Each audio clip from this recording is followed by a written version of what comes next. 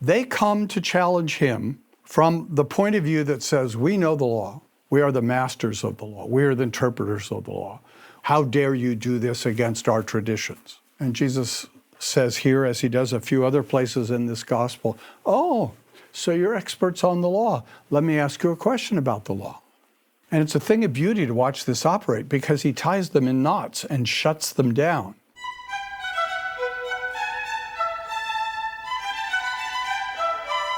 You often hear our teachers on Renewing Your Mind remind us of the importance of taking a stand for truth, of not compromising, and ensuring that the true gospel is never twisted or distorted. Sometimes we point to Martin Luther in the time of the Reformation, or the Apostle Paul in the early church, but our greatest example is in the life and ministry of our Lord and Savior, and seeing how he responds to his critics and the religious rulers of his day. Welcome to the Friday edition of Renewing Your Mind as we conclude a week in the Gospel of Mark from W. Robert Godfrey's brand new series, Following Jesus. Before we get to today's message, don't forget, if you haven't responded already, today is the final day to request lifetime access to this series and the study guide, along with a special Renewing Your Mind notebook when you donate before midnight tonight at renewingyourmind.org. On behalf of all those who listen every day, thank you for keeping Renewing Your Mind freely available every single day. Well, it can be tempting to assume that the godly response to error is to keep the peace, to keep quiet and resist at all costs ruffling any feathers. So let's see how Jesus responded when he faced challenges and legalism. Here's Dr. Godfrey.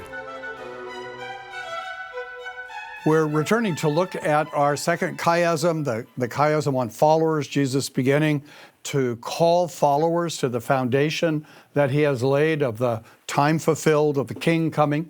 And we've seen the first followers called. We've looked at his healing on the Sabbath in an uncontroversial context. We've seen his care for those immediately around him, including Simon's mother-in-law. We've looked at his teaching, later fulfilled in his teaching on fasting. We've looked at him ministering to the unclean leper. We've looked at the paralytic at the center being forgiven and healed. And then we've started to move back up, looking at him dealing with the tax collector, the unclean tax collector, his teaching on fasting. And now we come again to that section of his care for his own. And we see that in Mark chapter 2 at verse 23. One Sabbath, he was going through the grain fields. Now, usually in the study of Mark, this is treated as a discussion of the Sabbath, and it becomes a discussion of the Sabbath. But when we see it in the chiasm, it encourages us to also see that he's very concerned about his own disciples. They are walking on the Sabbath day. They can't have been planning to walk very far because it wasn't permitted to walk very far on the Sabbath day. But they're walking together, they're walking through some grain fields, and we read, as they made their way, his disciples began to pluck heads of grain. They're walking and they're hungry. We're back to food. They're walking and they're hungry, and they're doing what was perfectly permitted in that society. Namely, they are taking some of the food near the edge of the field to eat. You weren't allowed to harvest on your neighbor's property. But the neighbor was actually told when he harvested not to go all the way to the edge of the field, but to leave some for the poor and the needy to take. It was called gleaning. We see that, don't we, in the book of Ruth. This is how Ruth meets Boaz. She's gleaning. And so they are not doing anything illegal by taking a few heads of grain. But once again, the Pharisees have taken the law that says no harvesting on the Sabbath day and expanded it hugely so that anything that touched on the farm and its crops growing could be interpreted as harvesting. And so the Pharisees see them taking a handful of grain as they walk along as being guilty of harvesting. And they jump. Verse 24, and the Pharisees were saying to him, look, why are they doing what is not lawful on the Sabbath? Now, I'm never quite sure why the translators always translate it this way. It's not that it's a entirely false or wrong translation, but what it really says in Greek is, why are they doing what is not permitted on the Sabbath day? If you translate it, what is not lawful, that may be the opinion of the Pharisees, but it sounds as if they really are breaking the explicit law.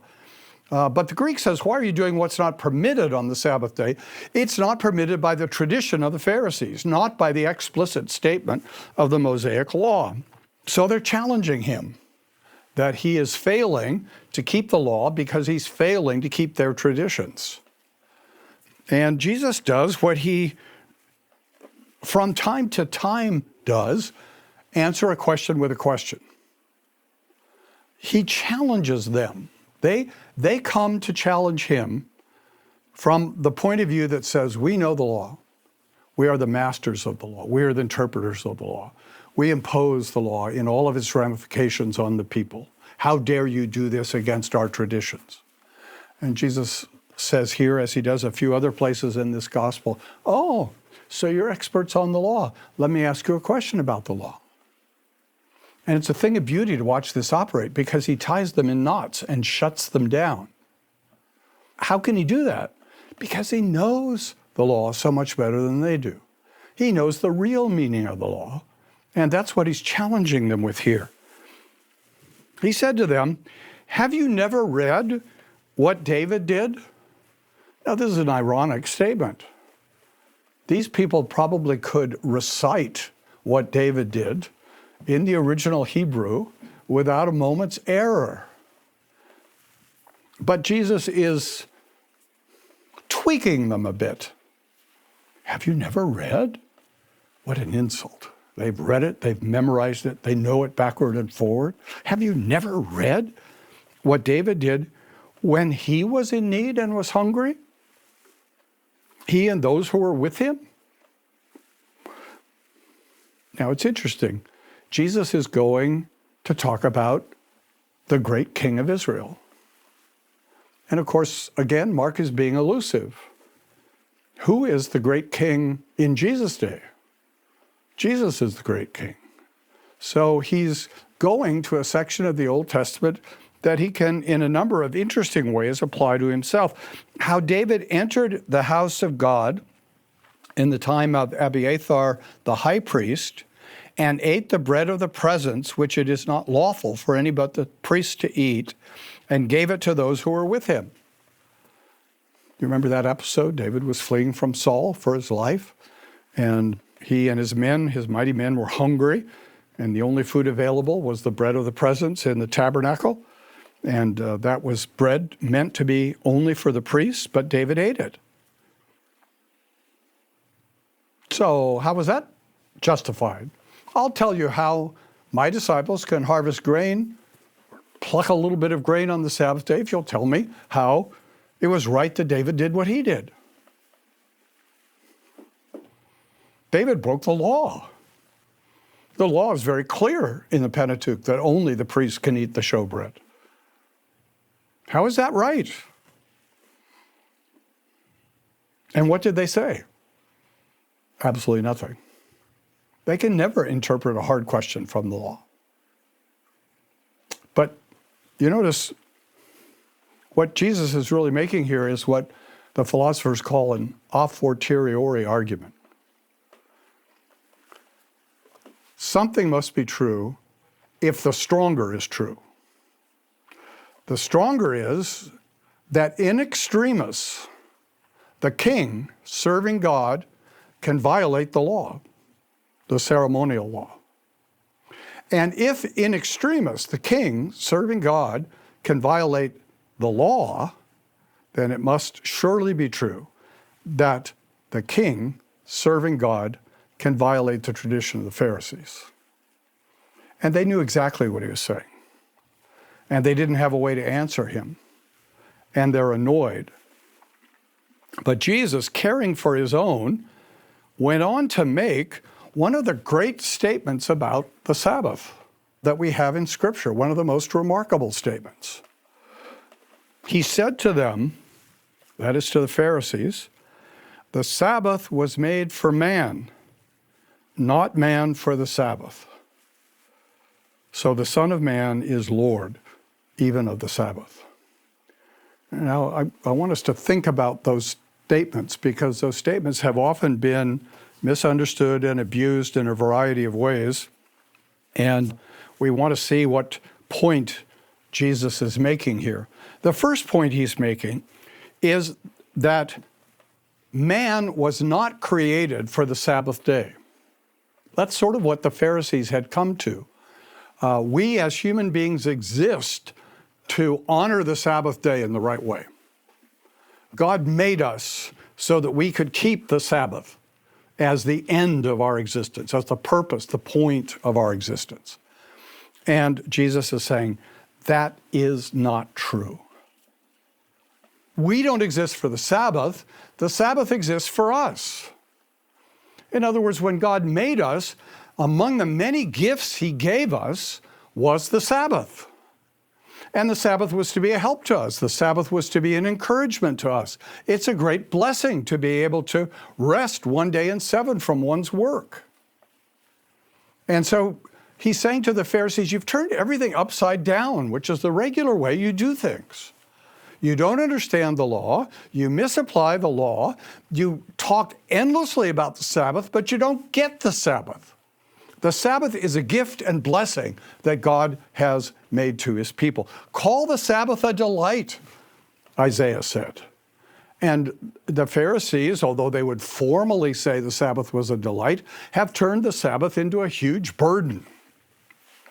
And so Jesus is saying, you're getting this all wrong. Now that verse, I fear, has too often been taken by some modern Protestants as if Jesus said the Sabbath was not made. That's not what Jesus says here. Jesus says the Sabbath was made for man. Now that's interesting, I think. Jesus doesn't say the Sabbath was made for Israel. There are some Bible interpreters who have said, well, the Sabbath was an institution that came from Sinai. It's part of the 10 Commandments. Israel didn't know anything about the Sabbath before they came to Sinai. Well, even if you read the Old Testament, you see that's not true. But beyond that, what Jesus says here is very important, because he's really saying the Sabbath was made for mankind here. The Sabbath was made for humanity here. The Sabbath was made for human beings. And there he shows very clearly that the origin of the Sabbath is in creation. God rested the 7th day and blessed it and made it holy.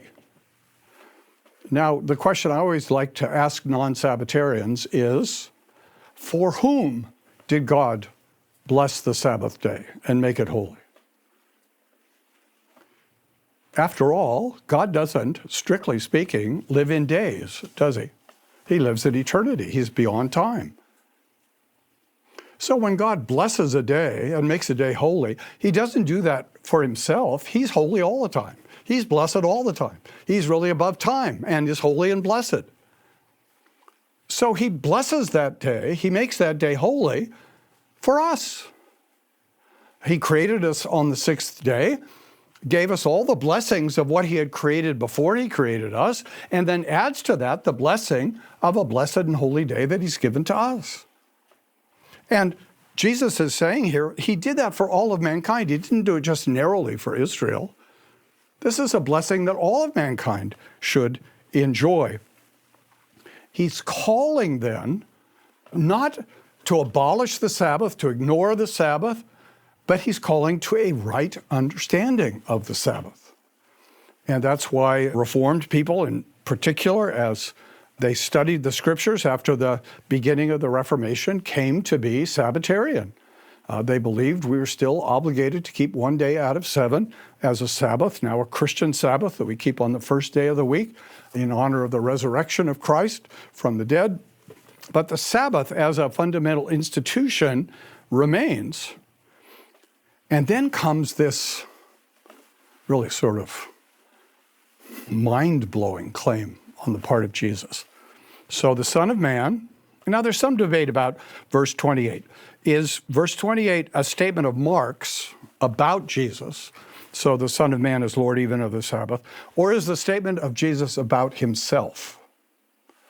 And the ESV, at least, just the way it punctuates it, has decided that this is a statement of Jesus about himself. The trouble is in Greek, there aren't quotation marks to solve this for us. But I think the ESV is right here because Jesus regularly refers to himself as the Son of Man. And so the fact that he's saying this as the Son of Man probably means this is his statement about himself. So the Son of Man is Lord, kurios. The Son of Man is Lord even of the Sabbath. Now that should blow our minds. Who created the Sabbath in the beginning? Whether you see the Sabbath coming from Sinai or from creation, who is Lord of the Sabbath?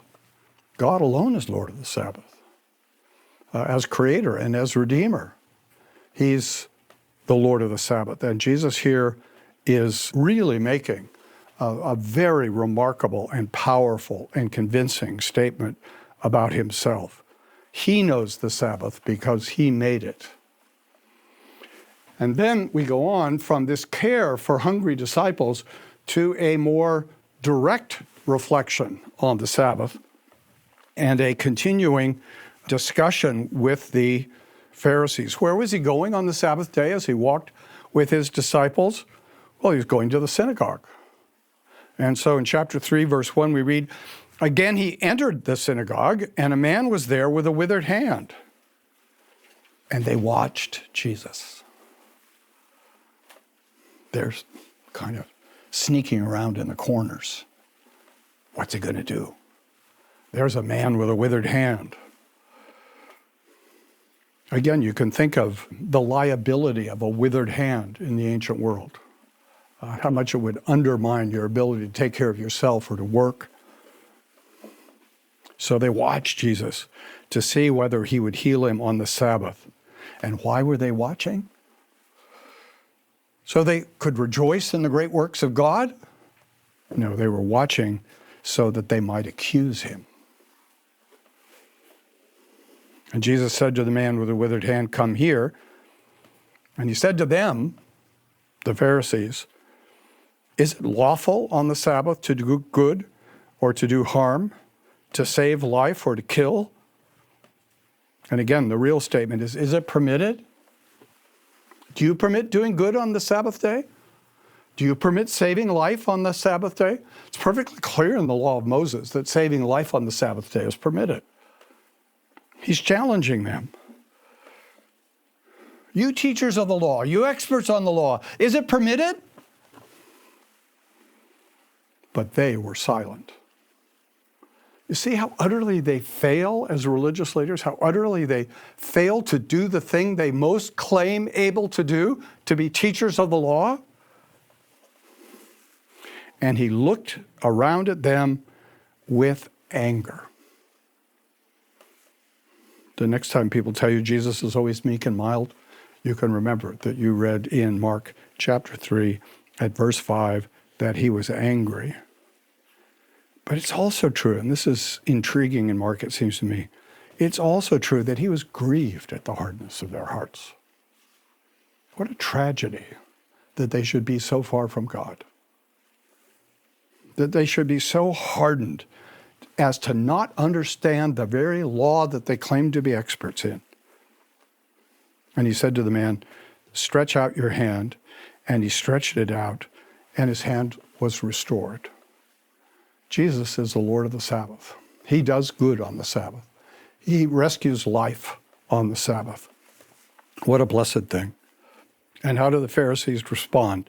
Verse 6, the Pharisees went out and immediately held counsel with the Herodians against him, how to destroy him.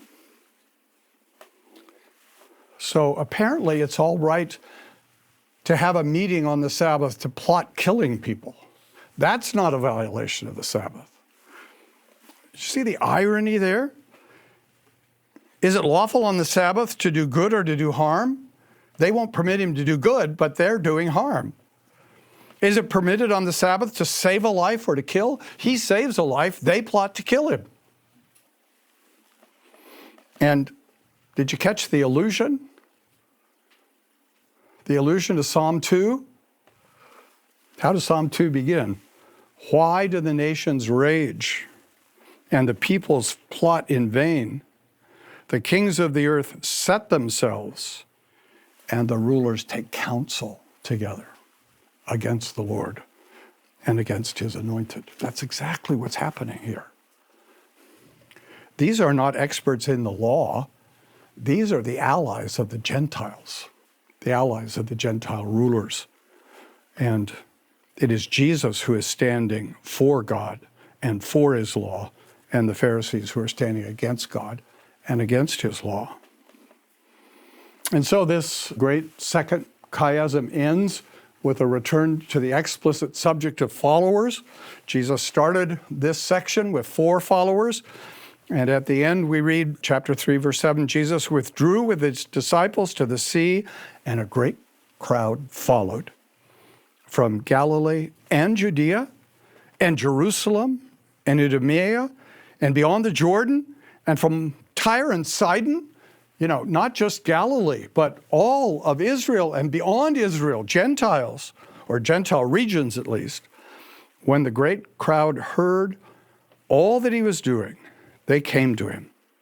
And he told his disciples to have a boat ready for him because of the crowd, lest they crush him, for he had healed many, so that all who had diseases pressed around him to touch him. And whenever the unclean spirits saw him, they fell down before him and cried out, "You are the Son of God." And he strictly ordered them not to make him known. So here this picture of the crowds coming in such numbers that he has to get in a boat to teach. And in other Gospels, we see him standing at times in the boat teaching. But here he is with these vast numbers of people, enthusiastic, crowding around him. And so Mark wants us to think about what we've seen in terms of people following Jesus. We've seen the disciples or the apostles, this small, intimate group that will be close to Jesus. They're following him. And then there are the believers who are following him, whether Simon's mother-in-law or the paralytic and his 4 friends, various people who are devoted to Jesus who are following him. And then we see that there are some who are following him who are his enemies, the Pharisees, the demons. They're there in his presence, they're following him, but not out of any belief or any trust. And then there's the great crowd. What are we to make of the great crowd? Who are they? Why are they following? Well, our fear is that they're following him just for the excitement, or just for the healing, just for what they can get out of it. And that is always the great test, isn't it? Why do you follow Jesus? Do you follow Jesus because of him, or do you follow Jesus for you? And Jesus calls us to follow him because he is the Son of God, because he is the Lord of the Sabbath. And from him we receive rich blessings, but we follow him for who he is, and out of faith and out of love and out of trust in him.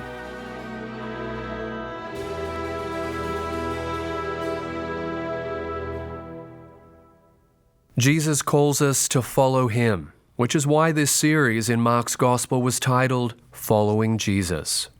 Thanks for being with us for this Friday edition of Renewing Your Mind. Today, W. Robert Godfrey concluded the second section in his outline of Mark, and if you'd like to continue studying this Gospel with Dr. Godfrey as your guide and to see how the chiasms relate to each other, request access right now when you call us at 800-435-4343 or visit renewingyourmind.org with your donation in support of this outreach. You'll receive access to all 26 messages and the study guide, all designed to facilitate Bible study and small group study, along with the Renewing Your Mind notebook that you can fill with all your notes and reflections on this short and fast-paced gospel.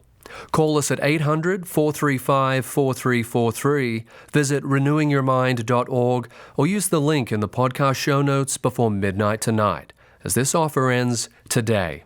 If you would like access to the series and study guide, but live outside of the U.S. and Canada, you can still support this outreach and receive access in the free Ligonier app when you respond at renewingyourmind.org/global.